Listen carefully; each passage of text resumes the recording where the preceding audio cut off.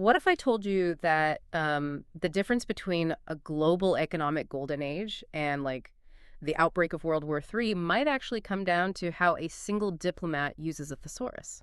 I mean, it sounds a bit wild, but honestly, it's pretty accurate. Right, because we always tend to think of global geopolitics in terms of tangible things, aircraft carriers, semiconductor fabs, trade And tariffs. physical pieces on the border. Exactly. But before any of those pieces even move, they are essentially willed into existence by language. The vocabulary chosen by think tanks and state departments, it isn't just descriptive, it's architectural. It builds the reality we all have to live in. It really does. So welcome to today's deep dive. Our mission today is to basically hand you the linguistic decoder ring for 21st century geopolitics. We are going to be deeply dismantling core English vocabulary today, which is so important. Because you want to read publications like Foreign Affairs or The Economist with, true X-ray vision. You cannot just skim past the buzzwords. You have to dissect them. And for our sources today, we are looking at a linguistic and strategic analysis excerpt focused on the term strategic competition. Right, and we're pairing that with a really extensive video explainer on the Thucydides Trap, which is drawn from a broader U.S. China rivalry series. It's going to help us in unpacking the logic of great power games. Definitely. But before we go any further, I do want to place a very clear disclaimer on today's discussion. Yeah, that's crucial here. These sources deal heavily with the U.S. China relationship, which is, let's be real, arguably the most politically charged dynamic on the planet right now. So our goal here is strictly analytical. We are not taking sides. Not at all. We are just examining the vocabulary and the analytical frameworks used by Western media and academia just to describe this dynamic. We aren't endorsing any specific political viewpoint. We're simply unpacking the mechanics of the language itself. Just analyzing the Thucydides Trap and the words around it, yeah. Okay, let's unpack this.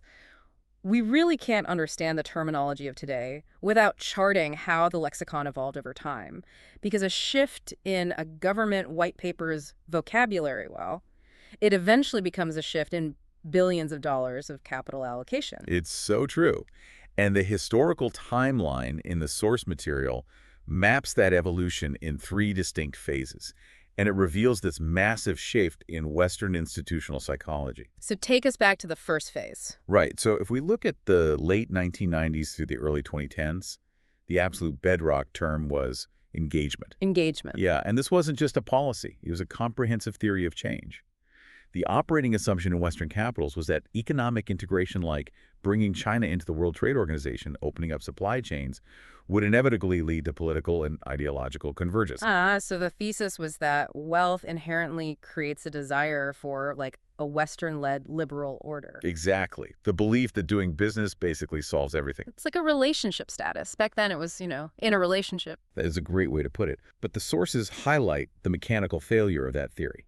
Because economic integration did happen at a scale completely unprecedented in human history, but the ideological convergence just never materialized. Right. Instead, the economic power generated by all that integration was used to build a highly distinct alternative model of statecraft. And that realization triggered this intense institutional cognitive dissonance in the West, which moves us into the transitional vocabulary phase, which they called hedging. Hedging. So the relationship status updates to it's complicated. Yes, exactly. Hedging perfectly captures a period of bureaucratic paralysis. Right. I mean, it's a term borrowed directly from finance. You hedge a bet to protect against downside risk while still staying in the market. So how did that look in a geopolitical context? It meant Western governments were trying to run 2 conflicting operating systems simultaneously. You had the Treasury and Commerce departments actively promoting foreign direct investment and trade. While at the exact same time, the Defense Department and intelligence agencies were quietly drafting containment strategies. Right. It was a dual-track mindset. But it ultimately proved totally unsustainable because you just cannot infinitely compartmentalize an intertwined global economy. Which forces the vocabulary to evolve yet again. The tension breaks, and we arrive at the defining phrase of the current era, which is strategic competition. So the relationship status is finally just rivals. Rivals, yeah. But this is where I kind of want to challenge the consensus of the sources, or at least play devil's advocate for you, the listener, who's just trying to navigate the news. Okay, let's hear it. Why did this remarkably sterile phrase win the vocabulary war? Because when I look at the structural friction between these two superpowers, pundits constantly use the phrase new Cold War, or they talk about total decoupling. Oh, sure. You hear those all the time on cable news. Right. So why did those terms fail to become the official doctrine? Well, they failed because precision really matters when you are drafting national strategy. Let's look at New Cold War first. It's incredibly provocative for a headline, but structurally, it's a false equivalent. How so?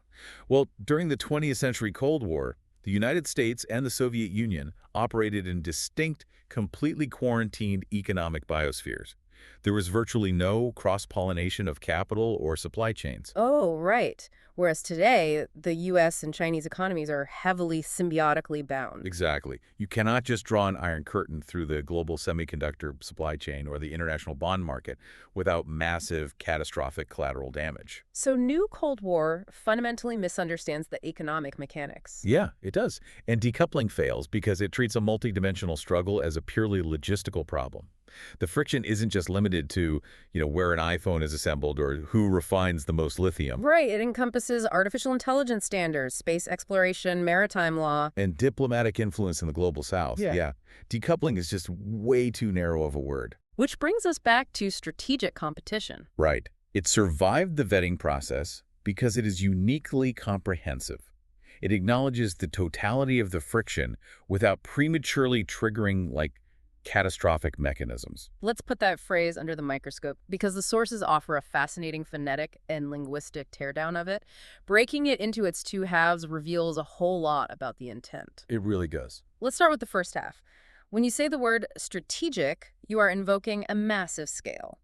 The etymology traces back to the Greek strategos, meaning general or commander. Right, the big picture stuff. Exactly. This signals to the reader that the events being reported, like a tariff on electric vehicles or a restriction on quantum computing exports, these are not isolated tactical skirmishes. They are pieces moving on a multi-decade timeline. Right. It implies an all-encompassing struggle over national destiny and the structural architecture of the global order. But pairing that weighty general-level planning with the second word is where the diplomatic engineering really happens. The word is competition. And what's fascinating here is the deliberate, almost desperate avoidance of the words conflict or war. I have to admit, competition sounds almost bizarrely polite given the stakes. I mean, it evokes two athletes shaking hands after a tennis match. Yeah, a friendly rivalry. The sources argue it implies a struggle within established rules, which just seems overly optimistic to me. Doesn't that politely sterile word severely underplay the existential stakes of the situation? Well, it's an intentional containment vessel. Western diplomats use competition to establish a highly specific new normal. Look, the underlying goal is undoubtedly hegemony securing the dominant position in the global hierarchy. Right, nobody's denying that. But by strictly enforcing the vocabulary of competition, they are attempting to install psychological guardrails. The diplomatic mantra of competition, not conflict, is a signaling mechanism to both their own military apparatus and their adversaries. So it essentially says, we will fight for dominance across every economic and technological vector imaginable, but we universally agree to keep this below the threshold of kinetic violence. Exactly. Guardrails are up. But the media still has to sell the urgency to the public, you know? If strategic competition is the polite containment vessel, journalists rely on specific modifiers, what we call collocations, to dial up the temperature. And the source material outlines several of these high-frequency pairings, and they completely alter the psychological impact of that core term. Let's walk through them. The first one is intensifying strategic competition. The inclusion of intensifying is a direct signal of escalation to the reader. When an analyst writes that a policy was enacted amidst intensifying strategic competition, they're basically indicating that the previous guardrails are buckling. The friction is generating dangerous heat. Yeah, and the timeline for potential confrontation is shrinking. Okay, then you have the bureaucratic counterweight, which is the push to manage strategic competition. Right, when you see managing, you are reading about the brake pedal. This term usually surrounds articles about high-level summits, or the reopening of military-to-military communication hotlines, or climate pacts. It reflects the political necessity to prevent the friction from sparking a full-blown systemic fire. Exactly. Keep it managed. The modifier that captures the reality on the ground best, in my opinion, is sprawling strategic competition. Oh, that's a good one. I find this one the most mechanically accurate. It illustrates how the rivalry bleeds into arenas that seemingly have absolutely nothing to do with national defense. I mean, it isn't just about aircraft carriers traversing the Pacific. No, not at all. It's about who owns the submarine internet cables off the coast of Africa. It's about the data harvesting practices of social media algorithms. Or securing mining rights for obscure critical minerals in South America. The board is truly sprawling. It's everywhere. Yeah. And we shouldn't overlook the shorthand that often replaces the entire phrase, Great Power Competition or GPZ. TPC, right. You will see that acronym embedded deeply in defense budgets and academic journals. The vital takeaway for you, the listener, is this. Whenever these specific collocations appear, the author is deliberately pulling the camera back. They are instructing you to analyze the immediate news event, whether it's a blocked corporate merger or a new diplomatic embassy opening through the lens of macro-level superpower dynamics. Which is a perfect pivot. If that's the macro umbrella, let's shift our focus down to the second-tier vocabulary. The actual ground tactics. Exactly. The most pervasive conceptual framework used in this arena is the zero-sum game. The zero-sum game. We all kind of know the basic definition, right? A situation where one party's gain is strictly balanced by the other party's loss. But the sources highlight how this concept is deeply weaponized in modern geopolitics. It acts as an absolute solvent against diplomatic cooperation. If a bureaucracy fully internalizes a zero-sum mindset, every single interaction is processed as a threat. Even things that shouldn't be. Right. Let's take global pandemic preparedness or climate change mitigation. Logically, both sides benefit from reducing carbon emissions or preventing the spread of a novel virus. It really should be a positive-sum game.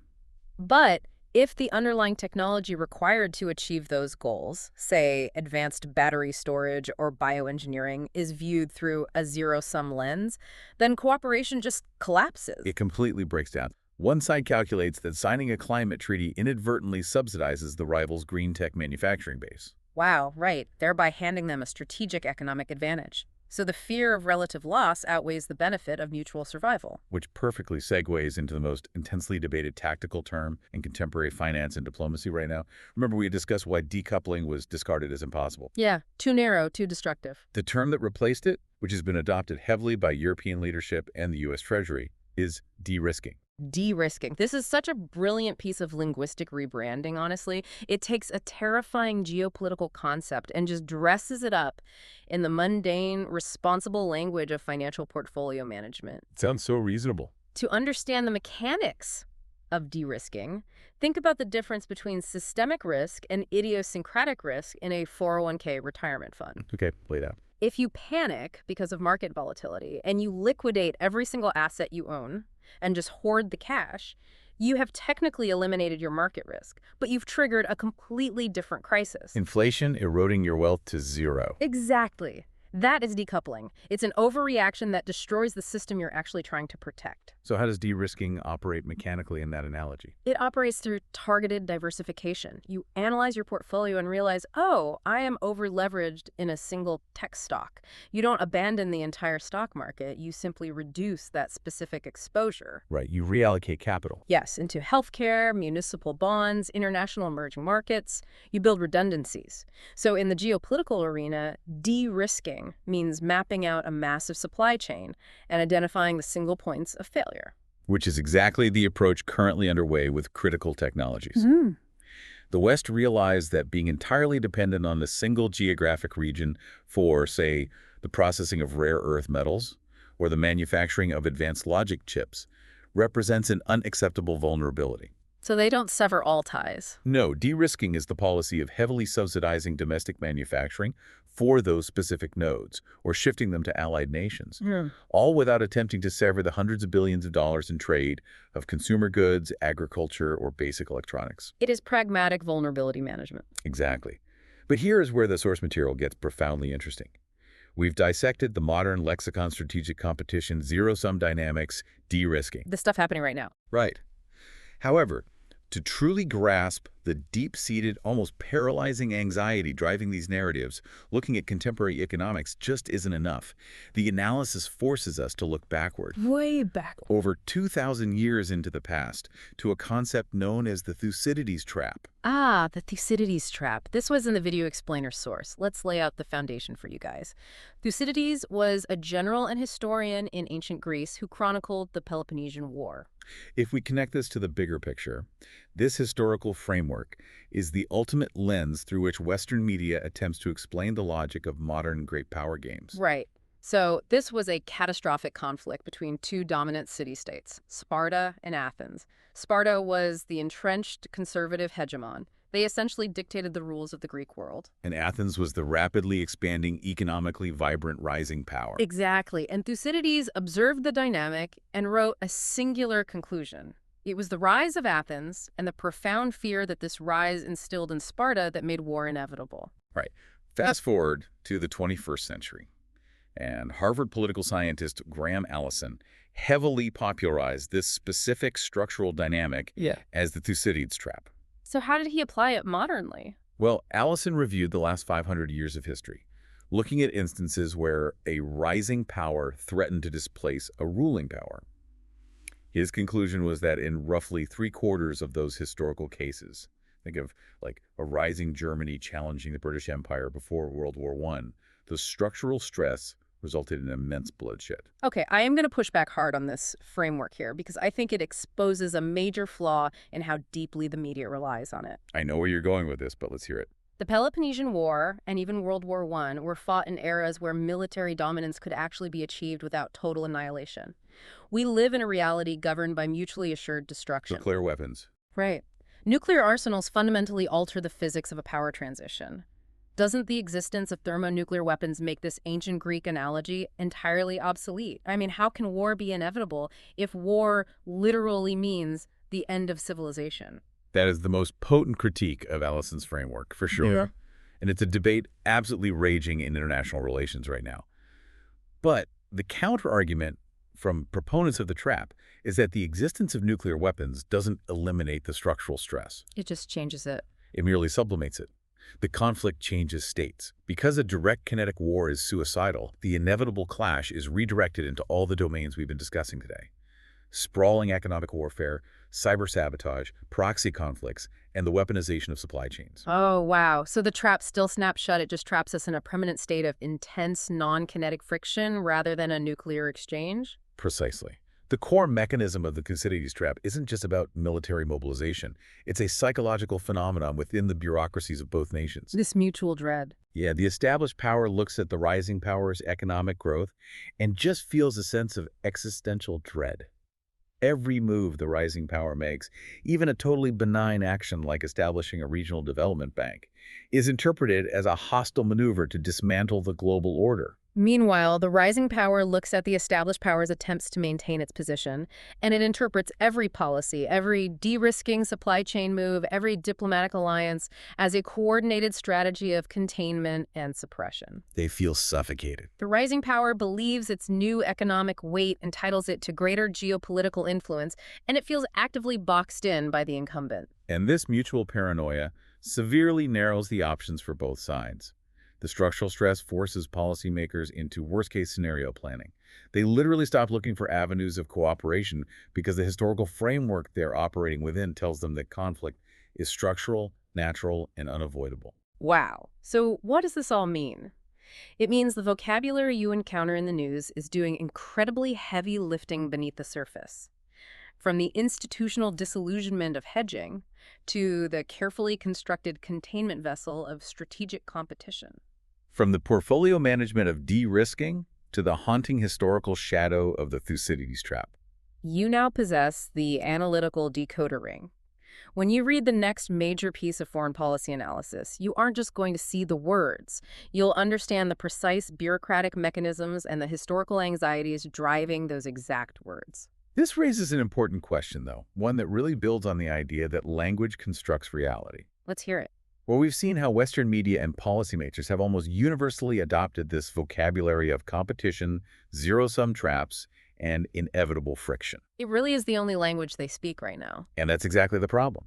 If a society strictly views the world through a lexicon designed to manage conflict, does that vocabulary become a self-fulfilling prophecy? No, that's heavy. If we exclusively utilize the terminology the Thucydides Trap, a framework that insists friction is inescapable, we actively constrain our ability to imagine alternative outcomes.